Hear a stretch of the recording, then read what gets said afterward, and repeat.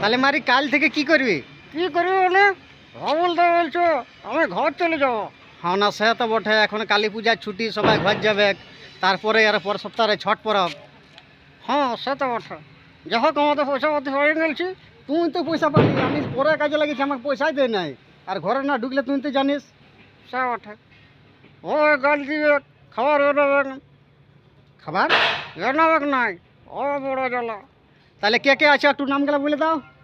আমি হচ্ছে সুভাষ মুদি, গ্রাম লাদাপাড়া।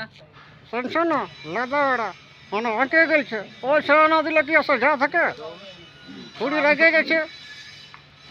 আমি বাবুল মোহাম্মদ, রাহুল দা আছে বাড়ি রায়গঞ্জ।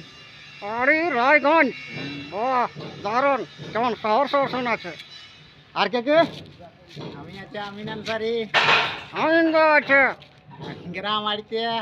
আচ্ছা শুনে নিলে চলে যাবো। হ্যাঁ খরচা করে দেখ, পয়সা হয়েছে। হ্যাঁ স্যার পয়সা পাই গেছি, পয়সা পাই গেছি, পিঠা পিঠা। শুনলে ভালো করে শুনতে পেলি নাই, জোরে বলো। মাদের ও হ্যাঁ এই তো। আর বড় ভাই তাজিমুল হক। তাজমহল হক হয়ে গেছে, ওর হক বলছে 10,000 টাকা তুলেছে। ঠিক আছে, তাহলে লাইক কমেন্ট শেয়ার ধড়া ধড় করে দিবে।